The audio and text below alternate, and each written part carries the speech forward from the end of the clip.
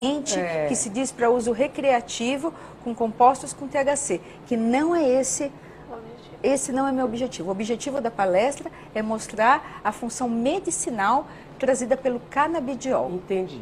Marina tem perguntas, se vocês quiserem perguntar, podem perguntar. Eu gostaria de saber se causa algum efeito colateral o uso desse medicamento. Hoje em dia, também, que eu deixei de falar, é que a cannabis sativa no Brasil, ela já foi considerada como planta medicinal. Ela já saiu dos entorpecentes e entrou para o rol das plantas medicinais. Então, veja bem, só para uso medicinal. Qual que era a pergunta? Se causa algum efeito colateral? Então, efeito colateral tem, sim. Depende do remédio com que você está associando. Porque você não vai usar o canabidiol como primeira escolha. Então, você já usou alguns medicamentos, daí você vai usar. Aí, se usado sozinho, o que o canabidiol pode provocar seria perda de apetite, muito diferente da maconha, né, que todo mundo fala, que aumenta o apetite, tudo, né? Ele não, o canabidiol, ele dá a perda do apetite, ele, como efeito colateral, isso seria um efeito colateral, veja bem, você fala, é ruim? Dependendo, você tem uma criança com uma paralisia cerebral, que já tem, assim, um componente já de desnutrição, então poderia ser ruim. Então, daí o médico que estiver prescrevendo vai ter que ficar atento e complementar, tá? Pode dar uma sensação de sonolência no início do tratamento, que conforme você vai aumentando, você vai aumentando aos poucos, de acordo com a resposta de cada paciente. Aí vai melhorando. Seria a sensação de fadiga, entendeu? E o metabolismo do canabidiol, ele é metabolizado pelo fígado, então é hepático. E tem medicações, de repente, que tem um metabolismo hepático, que o canabidiol ele pode bloquear a enzima, né, que ele age no citocromo P450, e deixar o nível do outro remédio mais alto. Vamos dizer. Então tem que ter, claro, prescrito com todas essas... Sim, você tem que ter muito cuidado, muito cuidado para prescrever. Existe, por exemplo, um período que você... limite assim para você utilizar a medicação por um certo tempo? Não. Canabidiol depende de cada patologia. Da patologia. Então, geralmente são para patologias crônicas, tá? Ele é muito usado para doenças psiquiátricas e neurodegenerativas, né? Neurodegenerativas, usado, né? Sim. Inclusive no Brasil foi liberado um medicamento, né? Ainda não está nas farmácias, que vai ser vendido até em farmácia. Um receituário tipo A, que já está nacionalizado. A Marina também quer fazer pergunta. O FDA liberou o canabidiol há uma semana como uso. Sim, está liberado pelo FDA. Tem um produto de um laboratório, a base de 99,9% de canabidiol, foi liberado como medicamento para epilepsia, para duas síndromes, que é Lennox e Dravet, que são síndromes epilépticas bem devastadoras na infância. E, doutora, eu acredito que deve haver bastante preconceito, né? Um pouco ainda por conta dessa relação com a maconha e com outros derivados da maconha que são utilizados para o tratamento de outras doenças para outros públicos. Eu te pergunto, como você trabalha essa questão do preconceito? Porque eu acho que o preconceito deve ser ainda maior quando se pensa no uso do canabidiol para tratamento com crianças. Então, você já falou para a gente que ele não tem a questão de estimular o vício, né? Não tem essa possibilidade. Não. E aí, quais seriam as vantagens dele sobre outros medicamentos? O que ele faz junto a esse público infantil, que outros medicamentos seriam piores ou não conseguem resolver? Voltando lá para a história, 6.000 anos antes de Cristo, na China, na Índia, já se usava para epilepsia, para tétano, para distúrbios psiquiátricos. Então, veio vindo até que Napoleão, que trouxe para a Europa, da Índia levou para a Europa e para o Brasil chegou através dos escravos. Daí, o que aconteceu? Por que aconteceu isso? Que teve uma reunião mundial, onde que na época da Revolução Cultural, os hippies começaram a usar, e daí sim ele foi bloqueado na década de 1960. Daí, voltando, para o que eu vou usar, né? Sim, né? Tipo, por que ele pode ser mais indicado do que outros medicamentos para esse público infantil? Não que ele seria mais indicado. Vamos dizer, você tem uma epilepsia, você vai começar com um tratamento já convulsional. tá? Convencional. Você já vai usar os medicamentos que já... E, de repente, se essa epilepsia, ela não responder esses medicamentos, ou se for uma epilepsia muito grave, aí você vai usar. E o que o canabidiol tem de vantagem é que nós temos nossos endocannabinoides, que são produzidos no nosso cérebro, tá? Então, e nós temos, não no cérebro como no corpo todo, nós temos os endocannabinoides. E tem os fitocannabinoides, que são os derivados da cannabis, que daí tem o canabidiol, que daí ele vai ajudar melhorando várias funções. Ou seja, na verdade, ele já estimula algo que o nosso corpo Nós já temos. Produz de certa forma. Já produz de certa forma. Que interessante, legal. Só que quando você usa um fitoterápico, ele tem uma ação muito maior aos nossos receptores do organismo do que os nossos endógenos. Aí ele promovendo, ele melhora muito as crises O que já tem epilépticas. de resultado, né, em determinadas patologias com o uso do canabidiol? Então, ó, o que já melhora, o que pode Já ser? tem estudos duplo cego. Duplo cego seria que você usa com placebo, né? Alguém você não vai usar nada e outro você vai usar o canabidiol. Você falou, por exemplo, da epilepsia. Epilepsia. Quer dizer, já é prescrito. Já é prescrito lá fora do Brasil, na Europa, nos Estados Unidos. Aqui também? No Brasil já prescrevemos, desde o final de 2014 já estou usando. Já começa. Já estou usando. E os resultados são bons? São os esperados? Muito favoráveis. Como, por exemplo... Vamos assim, dizer, só pra gente entender. Se você tem uma criança, com a síndrome de Dravet, que seria uma epilepsia, que a criança de ter tantas crises, que ela tem susto e queda, com fraturas, quedas, suturas, e de tantas crises ela vai tendo uma regressão neuropsicomotora e ela vai se tornando autista também. Né? Nossa. E o que eles viram nesses estudos? Conforme a gente estava tratando as crianças com epilepsia, melhorava muito mais o comportamento autístico do que a própria epilepsia.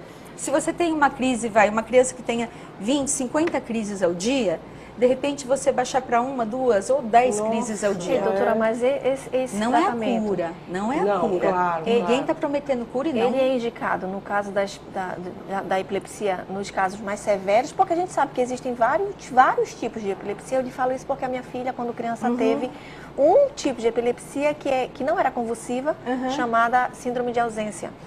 Seria epilepsia ausência infantil. Exato. Ela fez um tratamento por 3 anos e graças a Deus, hoje ela já está com 19 anos e está curada. Que é uma epilepsia benigna. Enfim, esse tratamento, ele é utilizado, essa medicação é utilizada mais para os casos mais severos de epilepsia ou para qualquer tipo? Só para os casos severos, justamente por falta de estudos. Tá? Entendi. Então, assim, é tudo muito novo, está tudo começando. Quem sabe lá no futuro não vai ser usado assim, já para casos, né, mais benignos, né? Entendi. Nós não sabemos ainda como é que isso vai acontecer. Se desenvolver, né? No Brasil, assim, a gente já usa desde o final de 2014, com bons resultados. Tem muitos trabalhos da USP de Ribeirão, do Dr. Kripa. Ele já tem trabalho desde 1980 já publicado sobre a cannabis. Entendeu? Falando disso, né? No Parkinson. Vamos dar uma vezinha aqui para a Dani, que tem pergunta do telespectador. A Ana Resco, do bairro do Marco, quer saber se o medicamento canabidiol tem custo muito elevado e se ele já é usado na rede pública ou não. Então, o custo ainda é muito elevado, são medicamentos importados, né? De laboratórios farmacêuticos. Laboratórios farmacêuticos conceituados, né? E ele não é como ele... Olha, então tá tudo novo. Então, a semana passada a FDA liberou como fármaco. Antes nós falávamos produto, que vende aonde? Na Califórnia, você encontra onde? Numa casa de suplemento vitamínico. A gente sabe que o cannabis não é um suplemento vitamínico, claro. Né? Não tinha essa regulamentação antes e agora já tem, né? Do uso dele como fármaco mesmo. Só que ainda assim, é muito triste você saber que muitas pessoas poderiam estar usando e não podem estar usando pelo custo. O custo é alto, sai em torno de R$1.000 a R$3.000 por mês, dependendo da patologia e do peso. Porque na criança a gente vai calcular o miligrama pelo quilo. Então, vamos dizer, você começa com 2,5 miligramas por quilo por dia. Mas você pode chegar até 20 miligramas por quilo por dia. Mas essa liberação como medicamento agora pode ser um grande passo para que se torne mais comum, de repente, uma fabricação aqui, como é? Então, inclusive, na semana passada, teve que tudo começou Quando a gente trouxe para o Brasil, eu tive o privilégio de poder estar ajudando. Se vocês verem, quando começou, foi que tinha a Ania, paciente com síndrome de Dravet, tudo começou. Nisso, um paciente meu, ele foi para fora do Brasil e veio com canabidiol e trouxe na minha frente. Tô, doutora, quero que use na minha filha. Eu falei, como? Eu nunca vi isso, né? Nem sabia. Aí eu fui pesquisar. Daí eu comecei a procurar nas universidades daqui quem poderia me ajudar. Ninguém podia me ajudar. Que tem esse preconceito, ainda mais de universidade, não tem um trabalho publicado, você não vai fazer. Aí eu fui atrás, fui junto ao CRM em São Paulo, aí eles estavam precisando de alguém que soubesse e eu ajudei na elaboração da lei. Aí foi muito bom, daí saiu em outubro de 2014, liberado só para os médicos do estado de São Paulo. Em maio de 2015 foi liberado para os médicos a nível de Brasil, mas na época era só neurologista, neuropediatra e psiquiatra. Agora pode... Pela Anvisa todos poderiam. Pelo Conselho Federal de Medicina, não. E nessa reunião da semana passada, o que a gente ampliou? Que foi dado assim um parecer e já vai estar liberado pelo Conselho Federal de Medicina, para todos os médicos do Brasil com CRM ativo poderem prescrever. Abrindo esse leque aí, que o médico, a gente ficava dividido. Mas, a Anvisa libera, o CRM não libera. E agora pode estar liberado. Mas só para a gente concluir, Paula, só para as indicações desse medicamento. Indicação atual. Então, ela queria saber também do alto custo, né? Não está no alto custo. Não está no SUS, claro, o custo é altíssimo. Os pacientes, eles vão por via processo judicial. Daí, pelo processo judicial, podem conseguir. Podem, via defensoria. Mas, assim, as indicações desse medicamento são exatamente para quê? Eu já falei aqui doenças psiquiátricas, neurodegenerativas. Formal com estudo seria epilepsia, Parkinson, dor crônica, tá? O autismo foi diante dessas observações, então os próprios grupos de mães já começaram a usar, tal como foram os pais que trouxeram para o Brasil o uso para epilepsia, os pais mesmo estão vendo que melhora o autismo, né? Então, existem estudos translacionais, né? E nesses estudos não são feitos em humanos, mas eles já fizeram, assim, a mutação do gene, da síndrome de Dravet em ratos. E para provocar o autismo mesmo. Mas hoje é mais prescrito, então, para epilepsia, dor crônica, Parkinson e espasticidade da esclerose múltipla. Que quer dizer o quê, em outras palavras? A esclerose múltipla é uma doença, assim, que ela acomete a pessoa onde ela vai perdendo as funções, que ela... Mas quando fala da fica duro, bem espástico, tudo, isso gera muita dor. É muita dor.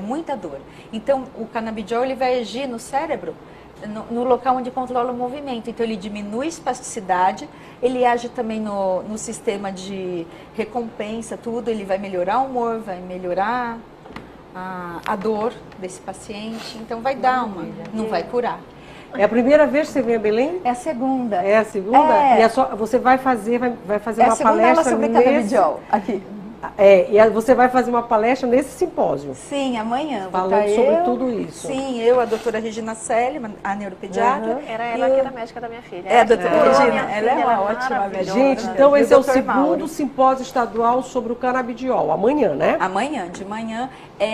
Por enquanto, esse evento, assim, ainda é pequeno, ele está fechado para a área da saúde, para a classe médica. Mas a ideia é que porque nós vamos, assim, tá dando a informação para os médicos, trazendo para os médicos. O primeiro passo, né, para ir acabando com esse preconceito e talvez, quem sabe, um dia a gente conseguir trazer esse medicamento de uma forma mais acessível, né? Então, tem que começar por aí. Gente, eu tenho que chamar um intervalo. Eu peço desculpas, tenho que chamar, mas agradeço imensamente pelos esclarecimentos, pelas informações todas, viu? Obrigada. Agradeço muito. Muito obrigada. Paula Preto conversou com a gente, é médica neuropediatra e falou sobre esse simpósio e o uso do canabidiol.